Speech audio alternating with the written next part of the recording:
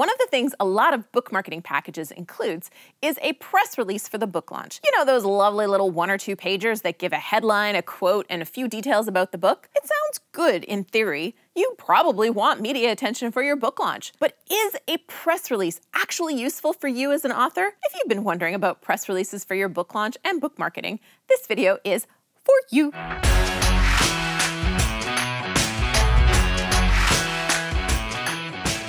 Hey there, I'm Julie the Book Broad from Book Launchers. We're your professional self-publishing team helping you write, publish, and promote a nonfiction book that will help you have a huge impact on your readers, and done right, will help you grow your brand, build your business, and make you money. The best part?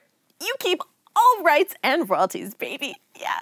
Press releases were all the rage in the 1990s. You needed a press release to get the attention of media, and as a business, you issued a press release for pretty much everything. A product release, a major change in leadership, and so much more. You know what else was all the rage in the 1990s? Britney Spears' Baby One More Time, Nirvana, Smells Like Teen Spirit, Doc Martens, and that grunge look. Oh, and Friends was still on the air.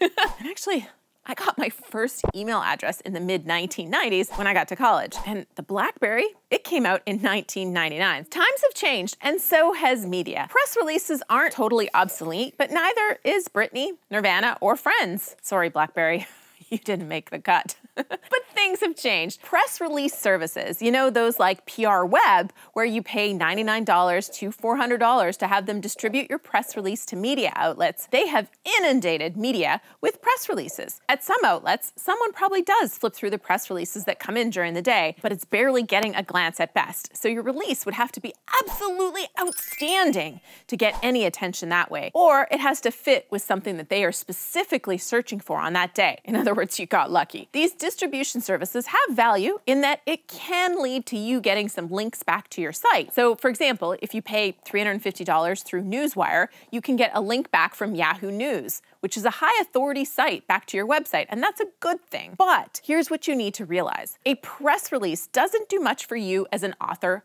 unless you use it well. You can pay for distribution through these services, but other than links back to your site, which as I mentioned, have high value for search optimization, but they don't sell books, it is really unusual for a press release like this to lead to actually getting media attention. If press releases are mostly obsolete, should you bother using them for your book launch? My answer is maybe.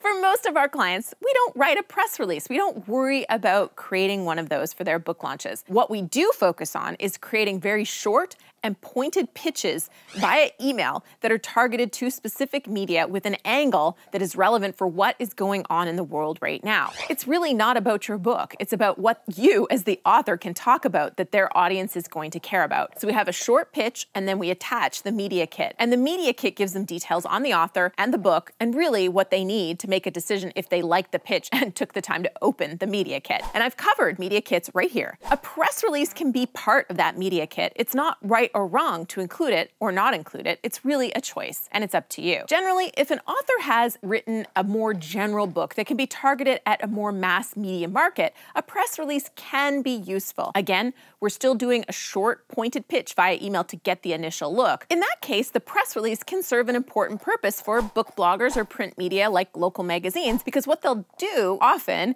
is they just take the press release, tweak it a little bit, and then just use that to publish. In other words, the press release does the work of producing content for them, so they just use that for their article. And that's where there is value in a press release. But for most authors, it's really not worth paying a lot of money to get a press release written or distributed. You're better off to take that money and research specific media who will be interested in your pitch and your angle and create a short, very personalized pitch for that outlet or that media personality. For example, if you're a Monty Roberts, author of DJ's Mean Business, you'd be better off pitching all the DJ podcasts and DJ news and other specialized media first with short pointed pitches versus writing a press release and distributing it to mass media. While his book could potentially be picked up as something cool for the general media to talk about because you get to learn cool business lessons while going through the night in the life of a DJ, the reality is that mainstream media is unlikely to be interested in a DJ-specific topic versus a DJ-specific media outlet or podcast.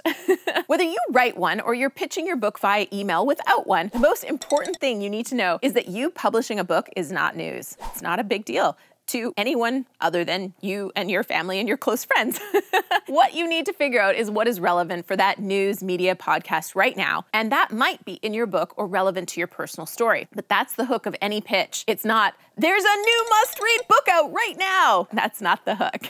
If you're wondering what a great press release should look like, we're gonna cover that in an upcoming video. So make sure you've subscribed to the channel and turned the notifications on so you catch that one when it comes out. Like this tip, go ahead and smash that thumbs up button. Try it. I promise it feels pretty darn good to spread a little cheer. And while you're here spreading that cheer, go ahead and share in the comments below your favorite PR tip. And when you comment the day a video is released, you'll be entered to win some sweet #NoBoringBooks swag or our oh so soft journal.